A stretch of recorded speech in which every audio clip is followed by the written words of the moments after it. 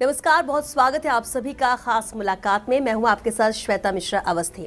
आज आपकी मुलाकात एक ऐसी शख्सियत से हम करवाने जा रहे हैं जो पुलिस में रहकर अपनी जिम्मेदारियों को उन्होंने निभाया, सेवाएं की, सोशल इश्यूज से भी जुड़े रहे, सामाजिक तौर पर भी लोगों की मदद करते रहे और अब पिलानी विधानसभा क्षेत्र से चुनाव की तैयारी कर रहे हैं। जी हाँ, हम बात कर रहे हैं पूर्व आईपीएस रामकुमार वर्मा जी की।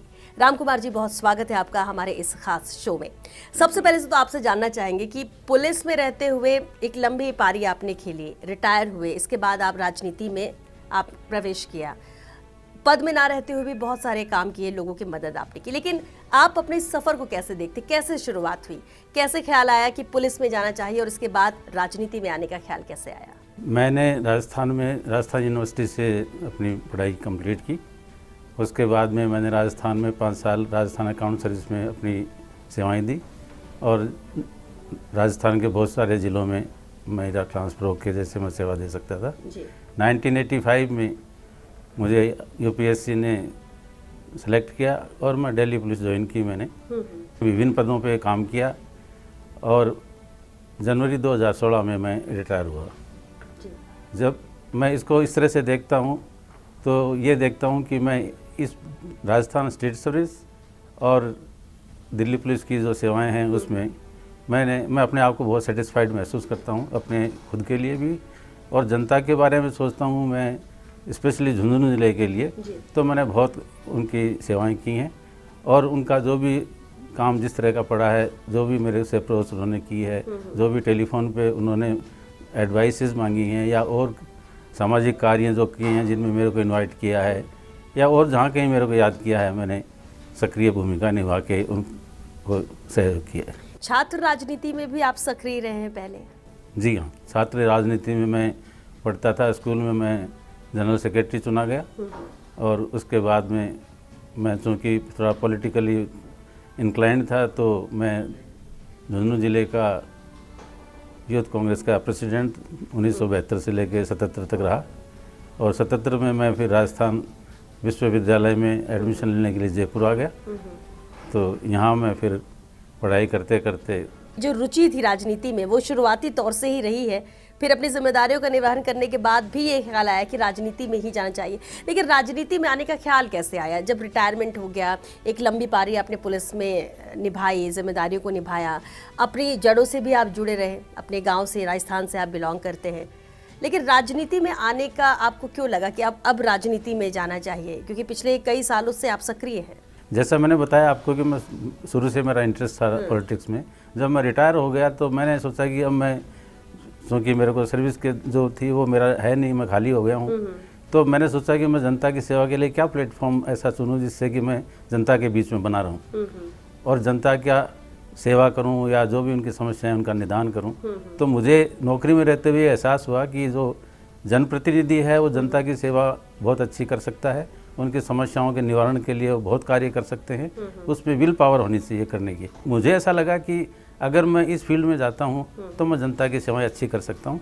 मैं रिटायरमेंट के बाद इसलिए मैंने निर्णय किया और मैं पिलानी विधानसभा में ही, मेरा जो कि पिलानी मेरा घर है, मैं वहाँ सेटल हुआ। अच्छा, इसीलिए आपने पिलानी विधानसभा क्षेत्र से दावेदारी जताई है कांग्रेस से कि आपको वहाँ से टिकट मिले? पिलानी विधानसभा आपका घर है इसलिए? पिलानी विधानसभा मेरा घर है और साथ में ये कि झुंझुनू जिले में पिलानी विधानसभा ऐसी है कि जो रिजर्व कॉन्स्टिट्यूंसी है, क्योंकि मैं रिजर्व कैटेगरी से बिलोंग करता हूँ और मेघवाल कम्युनिटी से हूँ, तो इसलिए मेरे को और कोई ज़िले में रहना था तो पिलानी में ही मेरे को। रामकुमार जी, जब चुनाव आते हैं या फिर आपको दावेदारी जतानी होती है, टिकट चाहिए होता है, जनता के बीच में बहुत सारे ऐसे नेता हैं जो अभी नज़र आ रहे हैं, घूम रहे हैं, लेकिन आप जब पुलिस में थे, अपनी जिम्मेदारियों को, अपनी ड्यूटी वहाँ निभा रहे थे, इसके बावजूद भी आपका आना होता था। जैसे हमें जानकारी मिली कि वहाँ पर लोगों का हुजूम आ जाता था आपको सुनने, अपनी समस्याओं को आपके पास सामने रखने। तो यानी ये माने कि जब पुलिस की नौकरी आप कर रहे थे उस समय से ही आपका जुड़ाव जनता के बीच में था? हाँ बिल्कुल, मेरा जनता के बीच में जुड़ाव था। जो भी कोई सामाजिक या और कोई एनजीओ प्लेटफॉर्म पे, मैं पॉलिटिकली तो एक्टिव नहीं हो सकता बीइंग ए गवर्नमेंट सर्वेंट, लेकिन जो सामाजिक संस्थाएं थी उनसे मैं जुड़ा रहा हूँ और उन्होंने मेरे को as a guest, as a chief guest कई बार, बहुत बार बुलाया है और मेरे को और भी जो उनको आर्थिक मदद चाहिए या किसी तरह की चाहिए तो मेरे से उन्होंने मांगी, मैंने उनको सहयोग किया और उसमें मेरे को संतुष्टि होती है कि मैं किसी के लिए कुछ कर पाता हूँ। फॉर एग्जांपल मैं आपको ये बताऊँ कि झुंझुनू ज़िले में हमारे एक अम्बेडकर वेलफेयर सोसाइटी है, उन्होंने एक गर्ल्स हॉस्टल बनाने की बात करी, तो मेरे को उन्होंने ये कहा गया कि आप 50 बेड आपकी तरफ से होंगे। मैंने बिल्कुल खुश होकर उनको मदद की। तो यानी मदद सामाजिक किया, तौर पे मेरे भी जो समाज की जिम्मेदारी बात है, थी तो बिल्कुल। ठीक है। अभी रिसेंटली जखोड़ा एक विलेज है, वहाँ एक स्टेडियम बना, उसमें मेरे को उन्होंने बुलाया। ये तो बहुत रिसेंटली बात है। और उसका जो करता धरता है, जो इसमें लीड ले रहा है, वो भी दिल्ली पुलिस का एक रिटायर्ड सब इंस्पेक्टर है, जिसने अपनी पूरी रिटायरमेंट की जो पूंजी थी वो सिर्फ समाज सेवा में लगा दी। उन्होंने मेरे को याद किया, मैं गया और मेरे से जो उन्होंने आदेश किया कि इतने मदद आप। चलिए, ये अच्छी बात है कि समाज की हम बात करते हैं, मदद की बात करते हैं, लेकिन जो सक्षम लोग उन्हें ऐसे ही आगे आना चाहिए मदद करने के लिए, जैसा कि आप भी करते आ रहे हैं। लेकिन एक सवाल ये भी उठता है कि ठीक है, मदद के लिए लोग भी आते हैं, मदद भी कर रहे हैं, आप भी कर रहे हैं। पिलानी विधानसभा क्षेत्र की आपने बात की, आप कांग्रेस से वहाँ से दावेदारी पेश कर रहे हैं कि आपको वहाँ से टिकट दिया जाए। अगर उस क्षेत्र की बात करें, कांग्रेस के ही वहाँ से विधायक है, कांग्रेस की सरकार यहाँ पर प्रदेश में काम कर रही है और लगातार दावे किए जा रहे हैं कि कांग्रेस की वापसी होगी। उस क्षेत्र की जनता आपको क्यों चुने, राम कुमार जी को क्यों चुने? इस बार कांग्रेस सरकार ने बहुत अच्छे काम किए हैं। गहलोत सरकार ने ऐसी स्कीम्स और योजनाएं जनता के सामने लेकर आए हैं कि जिनसे एक बहुत अंतिम छोर पे जो आदमी बैठा है वो बहुत लाभान्वित हुआ है। बहुत ऐसी योजनाएं हैं, ये आपको भी संज्ञान है और पूरी जनता को, मैं भी एरिया में रहता हूँ, कोई जनता बहुत खुश है और गहलोत सरकार है, रिपीट होगी। लेकिन जहाँ तक मेरे चुनने का सवाल है, ये तो जनता है, उनका एक पर्सपेक्टिव, एक सोचने का तरीका है जो कि पिलानी विधानसभा में अभी तक जो भी ये एमएलए है रहा है, जो भी है ना, वो बेसिकली कास्ट बेसिस पे, पॉलिटिक्स में कास्ट बहुत बड़ा फैक्टर होता है और उस फैक्टर में मेरे को, जो मेरी कम्युनिटी है, उन लोगों ने ये पिछली बार भी मेरे को वही लेके आए थे। उन्होंने कहा कि आप चुनाव लड़िए यहाँ से, और 18 में भी मैंने अपनी दावेदारी पेश की थी। लेकिन बिल्कुल, मैं ये सवाल आपसे भी करने ही वाली थी कि 2016 में आपका रिटायरमेंट हुआ और इसके बाद, क्योंकि 2018 के भी विधानसभा चुनाव थे, तो क्या उस वक्त भी कोशिश की थी या दावेदारी की थी आपने कि चुनाव लड़ना है, या अपनी मंशा अपने सामने रखी? हाँ, मैं जनता के बीच में रहते हुए मैंने की और मैंने दावेदारी टिकट की, कांग्रेस टिकट की दावेदारी मैंने की और मेरा नाम प्रदेश कांग्रेस कमेटी से रिकमेंड भी हुआ और सेंटर तक भी गया। लेकिन सेंटर में उनको ये आलाकमान का डिसीजन है कि वो किसको दें, किसको नहीं दे, तो मेरे को नहीं मिली टिकट। नहीं, कोई आश्वासन उस वक्त मिला होगा? नहीं, मैं भी था आश्वस्त और मेरे को भी कहा कि ठीक है, आप पार्टी से जुड़ के रहिए, आपकी सेवाओं का कहीं अन्यत्र। अच्छा, अभी क्योंकि कांग्रेस की लिस्ट का भी इंतजार है, बीजेपी की लिस्ट तो यहाँ पर सामने आ चुकी पहली, कितनी उम्मीद कर रहे हैं कि इस लिस्ट में पिलानी विधानसभा से आपका नाम आ जाए या फिर कांग्रेस इस बार आपको मौका दे? उम्मीद कैसी? मैं तो पार्टी का कार्यकर्ता हूँ और उम्मीद करके ही मैं जनता के बीच में बैठा हूँ, लेकिन पार्टी है वो, मैं सोचता हूँ कि मेरे बारे में कंसीडर करेगी और मेरे को टिकट देगी। अच्छा, चलिए, उम्मीद आपको है और हो सकता है कि आपको टिकट दे, ताकि आपने जो सोच के रखा है कि जनप्रतिनिधि के तौर पर पिलाने की जनता की आपको सेवा कर रहे हैं, आपको मौका मिलेगा, जनता भी आपका साथ देगी। लेकिन अगर आपको टिकट नहीं मिलता, अगर ये मान लीजिए, क्योंकि कई नाम जाते हैं, सर्वे जाता है, फीडबैक किसका कैसा जा रहा है, तो भी क्या कांग्रेस से ही आप जुड़े रहेंगे या फिर आपकी मंशा है कि आप आगे चुनाव लड़ें? अगर कांग्रेस का सिंबल नहीं भी, कांग्रेस के साथ नहीं मिलते हैं तो भी? पहले क्लियर कर चुका हूँ, क्योंकि 2018 में मेरे को टिकट नहीं मिला था, तो उस टाइम भी मेरे को लोगों ने बहुत बोला था, क्योंकि मैं जनता के बीच में बहुत सक्रिय था, तो लोगों ने बोला कि आप इंडिपेंडेंट चुनाव लड़ लीजिए। इवन मेरे को एक पार्टी ने ऑफर किया कि आप, चूँकि कांग्रेस ने आपको टिकट नहीं दिया है, इसलिए आप हमारी पार्टी से चुनाव लड़ लीजिए। लेकिन मैंने उनको मना कर दिया कि मैं कांग्रेस का एक सजग और सक्रिय कार्यकर्ता हूँ, मैं कांग्रेस पार्टी से जन्म से जुड़ा हुआ व्यक्ति हूँ, मैं कांग्रेस पार्टी छोड़ के दूसरी तरफ नहीं जा सकता। क्योंकि जब टिकट की बात आती है, वैसे तो सब यही कहते हैं पार्टी हमारी माँ है, पार्टी या आलाकमान जो कहेगा वही करेंगे, लेकिन जब टिकट नहीं मिलता है तो कई बार बागी होते भी हमने देखा है, अच्छे अच्छे और बड़े बड़े नामों को, कि पार्टी को छोड़ के बस चुनाव लड़ना है। और अगर आपकी ऐसी मंशा तो ठीक है, क्योंकि आपने भी कहा कि आश्वस्त आपको किया भी गया था, टिकट यहाँ पर मिलना ना मिलना वो तो खैर बात की बात है, लेकिन सबसे अहम बात होती है जनता के बीच में मौजूदगी। 2018 से भी आप लगातार सक्रिय थे, उससे पहले से भी सक्रिय थे जनता के बीच में, और कांग्रेस में भी संगठन में सेवाएं दी। मेरी जो निष्ठा कांग्रेस के प्रति है ना, वो जन्म से, आज से नहीं है, और मैं उसके साथ जुड़ा हूँ। तो मैं जुड़ा ही रहूँगा उसके। बिल्कुल, लेकिन चलिए ये अच्छी बात है कि ईमानदारी अपनी पार्टी के साथ, पार्टी के प्रति तो होनी ही चाहिए, जैसा कि आप कह भी रहे हैं। लेकिन अच्छा, फैमिली बैकग्राउंड की बात की जाए, आपने पढ़ाई की, यूपीएससी क्लियर करना भी आसान नहीं होता है, इसके बाद दिल्ली पुलिस में अपनी सेवाएं दी, वापस अपने गांव से भी जुड़े रहे, अपने क्षेत्र से जुड़े रहे, यहाँ के लोगों से जुड़े रहे, इसके बाद कांग्रेस से तो जुड़ाव था ही, और आपने कहा कि सेवाएं आम जनता के बीच में मौजूदगी भी रही।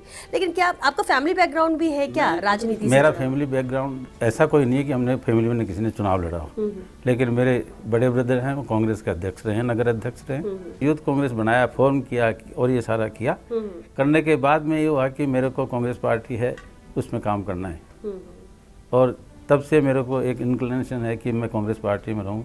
बहुत सारी चीज़ें ऐसी होती हैं कि नौकरी में रह के आप एक्टिव नहीं कर सकते, लेकिन फिर भी बहुत सारी चीज़ें ऐसी होती हैं कि आपको बिना बोले भी आप कर सकते हो ये। और लोगों के तो प्लान भी होते हैं कि रिटायरमेंट के बाद घर पर आराम करना है, जनसेवा करनी है, या फिर कुछ और नया शुरू करना है, और आपने राजनीति को चुना कि जनप्रतिनिधि के तौर पर ही आगे मौका मिले तो इसमें सेवाएं देनी। रामकुमार वर्मा जी, चर्चा आपसे जारी रहेगी, कुछ और सवाल जवाब भी होंगे, लेकिन फिलहाल एक छोटे से ब्रेक के लिए यहाँ रुकेंगे, जल्द लौटेंगे। इस ब्रेक के बाद आप बने रहिए हमारे साथ।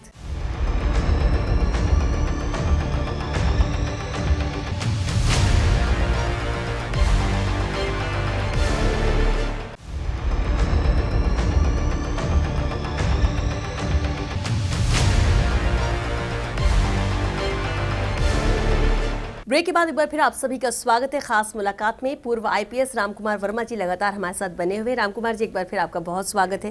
ब्रेक में जाने से पहले भी हम चर्चा कर रहे थे चुनावों को लेकर, लेकिन एक बात जो देखने को मिलती है, जाति की बात नहीं करनी चाहिए चुनाव में, राजनीति में, लेकिन जाति ही बहुत अहमियत रखती है चुनाव में, चाहे फिर टिकट वितरण की बात हो या फिर दूसरी अन्य चीज़ों की बात कर ले। आप क्या सोचते हैं इसे लेकर? ये आपने बिल्कुल सही कहा कि जातियाँ हैं वो नहीं होनी चाहिए, और मैं भी इस बात का पक्षधर हूँ कि जाति विहीन समाज रहे ज़्यादा अच्छा है, क्योंकि जातियाँ अपने आप में समाज को बांटती हैं, और वो कहीं ना कहीं एक दूसरे को ऊपर नीचे की बात करती हैं। लेकिन हमारे जो पॉलिटिक्स है, जो पॉलिटिकल बैकग्राउंड है, उसमें आपको भी पता है कि जातियाँ बहुत अहम भूमिकाएं हैं, चाहे वो मतदान करना हो, चाहे टिकट वितरण करना हो, लेकिन दोनों ही तरह से। इवन टिकट वितरण में अगर उनकी भूमिकाएं हैं, वो इसी बात में, क्योंकि एक पर्टिकुलर जाति है, वो पर्टिकुलर अपने कैंडिडेट को चूज करती है। कैंडिडेट ऐसा हो कि जो सबको साथ लेके चलने की क्षमता रखता हो, और सबका जब एक बार वो विधायक बन गया है तो वो सबका विधायक होता है, एक जाति का विधायक नहीं होता। कई बार हमने देखा भी है कि जनप्रतिनिधि बात तो कहते हैं कि हम सबको साथ लेकर चलेंगे, 36 कौमों को साथ लेकर चलेंगे, लेकिन जीतने के बाद कई बार होता है कि जो दूसरे समुदाय के लोग होते हैं उनको न उनकी सुनवाई होती है, न उन पर ध्यान दिया जाता है। तो आपको लगता है कि कम से कम जो जनप्रतिनिधि है वो इस बात का ख्याल रखे कि उन्हें इस पद पर पहुंचाने के लिए भूमिका सबकी रही है? जैसा मैंने अभी बताया कि जब वो जनप्रतिनिधि चुन लिया गया है तो उसको हर वर्ग का ध्यान रखना है। उसके दिमाग में अगर ये है कि एक कम्युनिटी को लेकर चलना है या एक वर्ग को छोड़ देना है, तो ये अच्छा नहीं रहेगा और होना भी नहीं चाहिए। और अगर ऐसा होता है तो उस आदमी को हो सकता है कि दोबारा चांस जनता नहीं दे। पार्टी से इतर और समुदाय से इतर ये ध्यान रखना चाहिए कि आप जनप्रतिनिधि हैं और ये पूरी विधानसभा क्षेत्र के लोग आपका परिवार है और आपको उनकी मदद करनी है। ये नहीं देखना कि किस जाति धर्म का है या फिर किस पार्टी का है।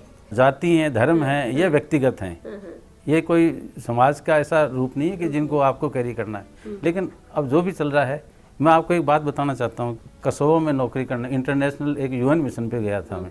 वहाँ पे जब मैं गया तो वहाँ जो एशियन है ना, वो ऐसा लगता था कि जैसे इंडियन मिल गए। अगर क्योंकि वहाँ भेदभाव होता है रंग को देख के, तो कोई अगर मान लो बांग्लादेश का है या इंडिया का है या एशियन बेल्ट का कोई भी मिलता है तो उनके साथ बराबर ट्रीटमेंट होता है।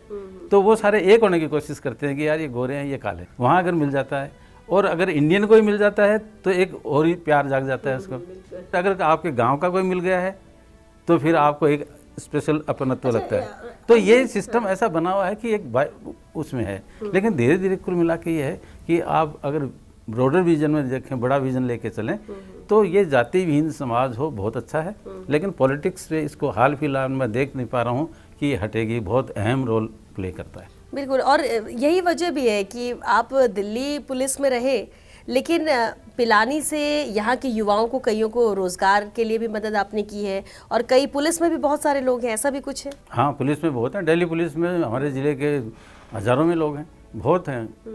और कई तो ऐसे ऐसे लोग हैं कि जैसे मैं बताऊँ, मैं दिल्ली पुलिस में रहते हुए और रिक्रूटमेंट में मैं करीबन 10 साल रिक्रूटमेंट बोर्ड का चेयरमैन रहा हूँ। बहुत सारे लोग हैं जो मेरे को सिफारिश करते थे, करवाते थे, या मेरे को पर्सनली आते, सिर्फ ये कह के आ जाते थे कि सर मैं झुंझुनू जिले का रहने वाला हूँ। तो अगर उनकी, ठीक है, हमने मदद की है, जितनी मदद हो सकती थी उनकी मदद की हमने। और मैं तो आपको बताता हूँ, मदद का भी मैं एक तरीका बताता हूँ आपको, जो कि आपको बड़ा एक अजीब सा लगेगा कि ऐसा भी होता है क्या। मैं इंटरव्यू बोर्ड में था, तो मैं डीसीपी होता था, 2 मेरे असिस्टेंट एसीपी होते थे। मैं कैंडिडेट का हाथ पकड़ के और ऐसे टटोलता था कि भाई क्या है, तो मेरे को 2 मेरे एसीपी है ना, वो बोलते थे इसमें क्या इंटरव्यू, ये क्या इंटरव्यू हुआ। मैंने कहा कि मैं ये देख रहा हूँ कि भाई इसके हाथ में आटन है कि नहीं। यू अंडरस्टैंड आटन ना? आटन, यू डोंट अंडरस्टैंड। आटन होता है कि जो आदमी बहुत मजदूरी करता है, बहुत और करता है, तो उसकी जो स्किन है वो रफ हो जाती है, इवन इकट्ठी हो जाती है कई बार। तो अगर किसी बच्चे ने ऐसा काम कर रखा है जो खेत में करता है, मजदूरी करता है, तो वो आदमी है, इसका मतलब बहुत नीडी है वो आदमी। और नीडी है, इसको अगर नौकरी मिलती है तो एक परिवार ये तो बड़ा इंटरेस्टिंग है। वो सारा का सारा संभलता है उससे।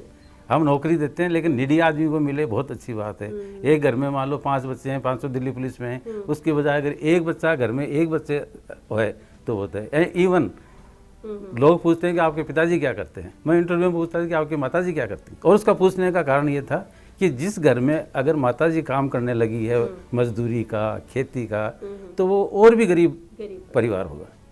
इसलिए मेरे लिए प्राथमिकता ये थी कि अगर किसी को बोलने में, इंटरव्यू आपकी पर्सनैलिटी जजमेंट है, ठीक है, लेकिन उसके बैकग्राउंड में कहीं ना कहीं ये भी बात रहती है कि उसका बैकग्राउंड फैमिली का इतना कमज़ोर है कि अगर इस बच्चे को हम लेंगे तो वो करप्ट नहीं हो सकता। ये मैं मानता हूँ, क्योंकि वो अपनी नौकरी को बचा के चलेगा कि मेरे पे कोई दाग नहीं, उसके संस्कार भी ऐसे होते हैं कि वो ईमानदारी से काम करेगा। ये तो बड़ा इंटरेस्टिंग है कि इस तरह से बहुत सारे ज़रूरतमंद को नौकरी भी मिली और वो अभी भी अपनी सेवाएं दे भी रहे होंगे।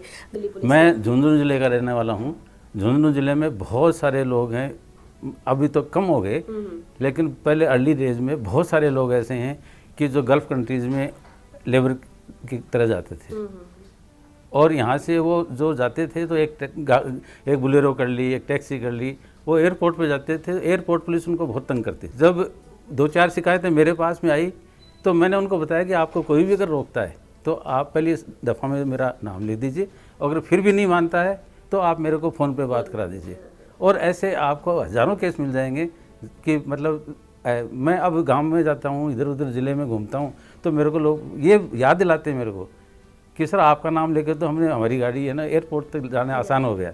चलिए, ये भी वजह हो सकती है कि जब इतने सालों तक निस्वार्थ भाव से मदद की जाए तो लोगों का जुड़ाव भी होता है, और ऐसे में लोगों की शायद इच्छा है कि आप पिलानी से चुनाव लड़ें। अगर हम पिलानी विधानसभा क्षेत्र की बात करें, वैसे तो आपने भी बोला कि गहलोत सरकार ने बहुत काम किया है, बहुत सारी योजनाएं लेकर आई है, लेकिन पिलानी विधानसभा क्षेत्र का विकास कितना हुआ और क्या वहाँ पर ज़रूरतें आपको अभी महसूस होती हैं कि होना चाहिए? हाल फिलहाल बहुत बड़ी प्रॉब्लम जो है, जो मेरे को अभी महसूस हो रही है, जनता के बीच में भी है, पीने के पानी की बहुत बड़ी समस्या है। और पीने के पानी मतलब आपने नाम सुना है पिलानी, प्रॉपर पिलानी, वहाँ आज की तारीख में भी टैंकर से डेली पानी आता है, टैंकर से डलवाना पड़ता है। ये सबसे बड़ी समस्या है। ये अभी इससे समस्या ये हमेशा समस्या नहीं, ये ऑनगोइंग समस्या थी, इसको सॉर्ट आउट होना चाहिए था, लेकिन नहीं हो पाया। तो सबसे बड़ी समस्या ये है। और यहाँ पर विकास को कैसे देखते हैं? पिलानी का डेवलपमेंट कितना हुआ है अभी तक? पिलानी का डेवलपमेंट, पिलानी इंफ्रास्ट्रक्चर की बात करें का इंफ्रास्ट्रक्चर, तो जो गहलोत सरकार ने इतनी सारी योजनाएं दी हैं उनमें ये सारी चीज़ें तो ऑटोमेटिकली होती है ही। कितना भी विकास कर दिया जाए कमी तो बनी रहती है। आप ये नहीं कह सकते कि इस क्षेत्र को कुछ जरूरत नहीं है। नहीं, ऐसा नहीं हो सकता। 2 चीजों की बात करें तो वो क्या है? एक तो मैंने आपको बताया पानी की बहुत बड़ी समस्या है, और दूसरा अगर हम सोचें तो ये है कि वहाँ लोकल जो रोजगार की बहुत बड़ी समस्या है, जो कि मतलब उसको एड्रेस करने की ज़रूरत है। बार बार ये एक बात कह रहे हैं कि गहलोत सरकार ने बहुत काम किया, बहुत सारी योजनाएं लेकर आई, खासतौर से गरीबों के लिए तो उत्थान का काम किया है, योजनाओं का फ़ायदा मिले, लाभ मिले, ये कोशिश भी रही है। लेकिन आप क्या मानते हैं कि सरकार ने तो अच्छा काम किया, सरकार योजनाएं लेकर आई, लेकिन क्या हर ज़रूरतमंद तक वो योजनाएं पहुँच रही हैं? हर ज़रूरतमंद तक पहुँच रही हैं और सिस्टम है जो सरकार ने बना रखा है, उस सिस्टम से हर आदमी, मैं जाता हूँ तो राशन जो नीचे के नीचे के आदमी तक जाना चाहिए वो जा रहा है।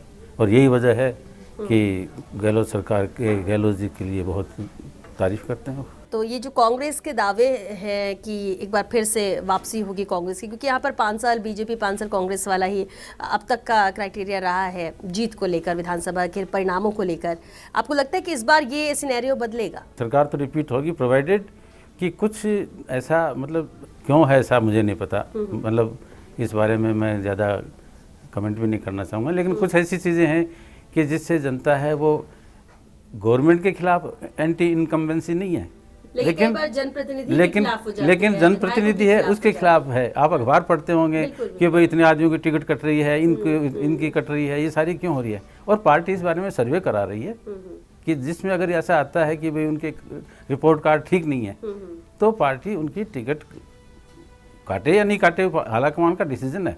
लेकिन अगर हमें जीत हासिल करनी है, कांग्रेस पार्टी को रिपीट करनी है, तो इस बारे में बहुत गहराई से, बहुत गहनता से विचार करना पड़ेगा कि जो कैंडिडेट के खिलाफ एंटी इनकम्बेंसी है वो कहीं सरकार को नुकसान नहीं दे। अच्छा, पार्टी कैंडिडेट चुनती है, उसके लिए तो एक टिकाऊ और जिताऊ चेहरा होना चाहिए, और इसलिए सर्वे भी होते हैं कि किसके खिलाफ जाना है, किसकी टिकट काटनी है, किसे टिकट देनी है।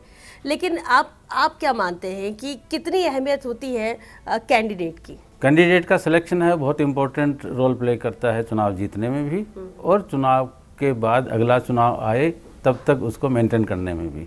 आप एंट्री एक बार करवा सकते हो किसी भी वजह से, लेकिन अगर कैंडिडेट बीच में डगमगा गया तो फिर आपके लिए वो प्रॉब्लम क्रिएट करता है। इसलिए आपको ये ज़रूर आपको ध्यान रखना पड़ेगा कि आज कोई, कल तक कोई दूसरी पार्टी में काम कर रहा था, वो आज आपकी पार्टी में आके टिकट मांग रहा है। कल तक कई ऐसे भी कैंडिडेट हैं जो दोनों ही पार्टियों में टिकट मांग रहे थे, फिर वो एक टिकट में मांग लगे। तो ये चीज़ों का ध्यान रखना चाहिए, उनकी लॉयल्टी पार्टी के प्रति कितनी है और वो कितना डेडिकेटेड है, कितना समर्पित है पार्टी के लिए। इसलिए मैं तो बहुत छोटा सा आदमी हूँ इस बारे में। ये बड़े बड़े हमारे नेता लोग हैं, ऊपर के हैं, आला कमान हैं, उनका एक सिस्टम है, वो सर्वे करवा रहे हैं, सर्वे में और फीडबैक ऑब्जर्वर्स ले रहे हैं, उसमें जो भी उनको लगेगा कि हाँ चुनाव को कौन आदमी निकाल सकता है। बेसिकली तो ये सिर्फ कांग्रेस नहीं, बीजेपी वाले भी जो स्टेटमेंट दे रहे हैं कि अब की बात जिताऊ कैंडिडेट को टिकट देंगे। यानी राम कुमार वर्मा जी ये मानते हैं कि ईमानदारी जो है पार्टी के प्रति होनी चाहिए। अगर पार्टी देती है टिकट तो जी जान से लड़ा जाएगा चुनाव, नहीं भी देती है तो जिसे भी देती है उसका सपोर्ट करेंगे, क्योंकि पार्टी के साथ है। आपकी मंशा ये है इस बार के चुनाव को लेकर। चलिए राम कुमार जी, बहुत शुक्रिया आपका हमसे बातचीत के लिए, खास मुलाकात में आने के लिए। उम्मीद करते हैं कि जो जिस सोच के साथ आप राजनीति में आए हैं उसमें आपको कामयाबी मिले और जनता का हित हो। हालांकि फैसला पार्टी के हाथ में है, किसे टिकट देना है नहीं देना है, लेकिन जो समाज सेवा आप कर रहे हैं वो आगे भी करते रहें। हमारा भी उद्देश्य यही है। मैंने आपको बताया कि ये एक प्लेटफॉर्म है जिस पर रह के आदमी बहुत कुछ कर सकता है। अगर मुझे मौका देती है पार्टी तो मेरा मोटो यही है कि मैं जनता की सेवा करूं, जनता के, और चूँकि मैं प्रशासनिक अनुभव है मेरा, मैं इतने टाइम से, मैं राजस्थान स्टेट गवर्नमेंट में भी मैंने 80 से लेकर 85 तक काम किया है। राजस्थान अकाउंट सर्विस में था मैं, राजस्थान फाइनेंशियल कॉरपोरेशन उसमें मैंने काम किया है।